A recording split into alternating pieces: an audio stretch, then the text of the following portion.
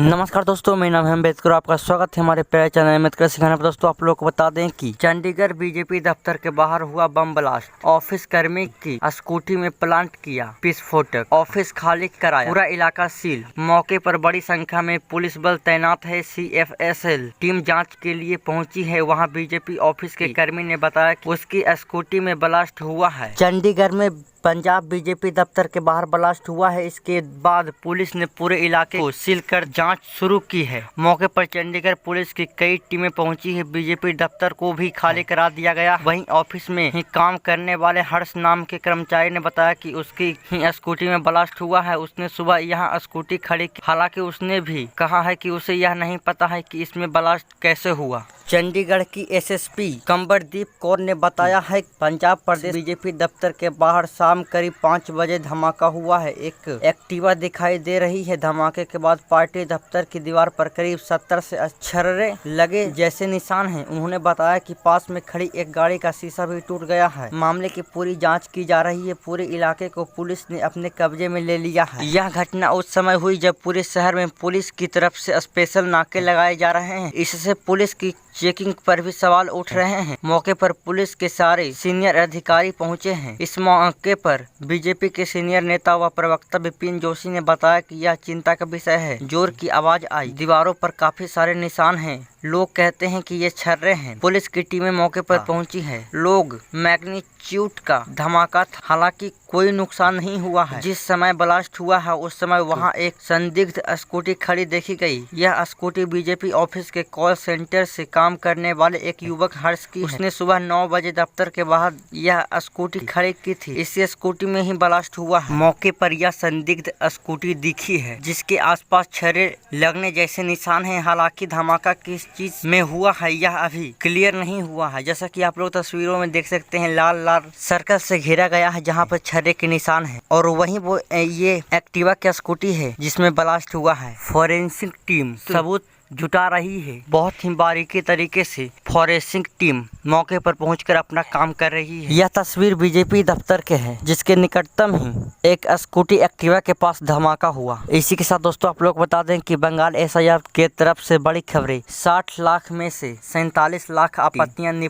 Supreme court बोला 7 अप्रैल तक सबका निपटारा होगा। ट्रिब्यूनल गलत तरीके से जोड़े हटाए नामों सुधारेंगे, ऐसा सुप्रीम कोर्ट का कहना था। पश्चिमी बंगाल में स्पेशल रिवीजन यानी कि SIR के बाद 60 लाख आपत्तियों में से लगभग 47 लाख आपत्तियों का निपटारा 1 मार्च तक कर दिया जाएगा। सुप्रीम कोर्ट ने बुधवार को बताया कि उन्हें यह जानकारी 31 मार्च को हाई कोर्ट के जस्टिस ने लेटर से हाई कोर्ट ने बताया है कि हर दिन लगभग 1.75 लाख 2 लाख आपत्तियों का निपटारा किया गया है। सभी लंबित आपत्तियों का निपटारा 7 अप्रैल तक पूरा होने की संभावना है। चीफ जस्टिस सूर्यकांत और जस्टिस जयमाल्या बागाची और विपुल M पंचोली की बेंच ने कहा, हम इन आंकड़ों से काफी खुश हैं। सुप्रीम कोर्ट ने अब 6 अप्रैल को बंगाल SIR के खिलाफ मुख्यमंत्री ममता बनर्जी सहित अन्य याचिकाओं पर सुनवाई करेगा। बंगाल में स्पेशल इंटेंसिव रिवीजन यानी कि SIR के बाद 28 फरवरी को फाइनल वोटर लिस्ट जारी हुई थी। इनमें 7.04 करोड़ वोटर के नाम थे। लगभग 60 लाख नाम न्यायिक जाँच के दायरे में रखे गए।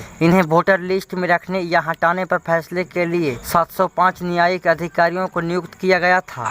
पश्चिमी बंगाल SIR से पहले वोटर्स की संख्या 7.6 करोड़ थी। नाम कटने की संख्या 63.66 लाख। अब कुल वोटरों की संख्या 7.04 करोड़ बची है, जिनमें पुरुष की संख्या 3.6 करोड़ है, महिलाएं की संख्या 3.4 करोड़ है और थर्ड जेंडर की बात करें तो 1402 है। इलेक्शन कमीशन ने 19 ट्रिब्यूनल बनाए। इनमें वोटरों के नाम जोड़ने हटाने का अधिकार है। सुप्रीम कोर्ट के मुताबिक हाई कोर्ट ने बताया कि चुनाव आयोग ने 19 अपीलीट ट्रिब्यूनल गठित करने की अधिसूचना भी जारी कर दी है। इन ट्रिब्यूनल की अध्यक्षता हाईकोर्ट के पूर्व चीफ जस्टिस और जज करेंगे। ये ट्रिब्यूनल मतदाता सूची में नाम जोड़ने या हटाने से जुड़ी अपीलों की सुनवाई 7 अप्रैल तक करेंगे। सुप्रीम कोर्ट ने ट्रिब्यूनल को वोटर लिस्ट में गलत तरीके से जोड़े या हटाने नामों को सुधारने का अधिकार भी दिया। इससे पहले 10 मार्च को सुप्रीम कोर्ट ने ही अपीलीट ट्रिब्यूनल बनाने का निर्देश दिया था। सुप्रीम कोर्ट ने कहा, वोटर लिस्ट से नाम हटाने जाने के खिलाफ लोगों की अपील सुन रहे हैं। ट्रिब्यूनल नए दस्तावेजों को स्वीकार कर सकते हैं, हालांकि बिना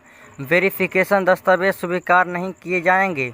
पहले कोर्ट ने कहा था कि अपीलीट ट्रिब्यूनल ऐसे नए दस्तावेज स्वीकार नहीं करेंगे जो पहले जांच अधिकारी के सामने पेश नहीं किए गए थे। हालांकि अब कोर्ट ने अपने निर्देश में बदलाव किया।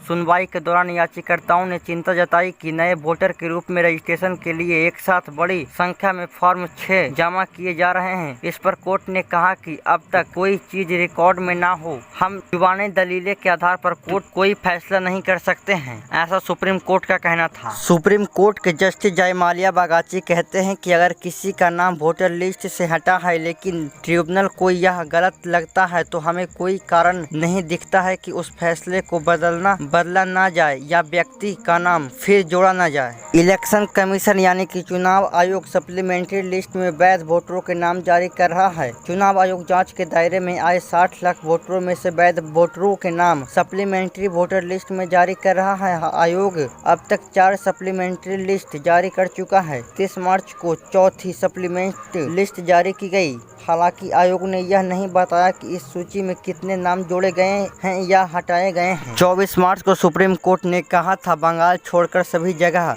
SIR ठीक से हुआ। इससे पहले पिछली सुनवाई में CJI सूर्यकांत ने मौखिक रूप से कहा था कि पूरे देश में SIR प्रक्रिया सुचारू रूप से हुई, लेकिन पश्चिम बंगाल में इसमें दिक्कतें सामने आई। उन्होंने कहा कि अन्य राज्यों में भी जटिल मुद्दे थे, फिर भी कुल मिलाकर वहाँ सब कुछ ठीक रहा। बेंच ने यह भी संकेत दिया कि इस पूरी प्रक्रिया के लॉजिस्टिक प्रबंधन की जिम्मेदारी Calcutta high court chief justice को दी गई है। साथ ही पक्षों को सलाह दी गई है कि अगर कोई विशेष समस्या बनी रहती है तो वे उसे कोर्ट के सामने पेश करें। तो दोस्तों आज के लिए बस इतना ही। धन्यवाद।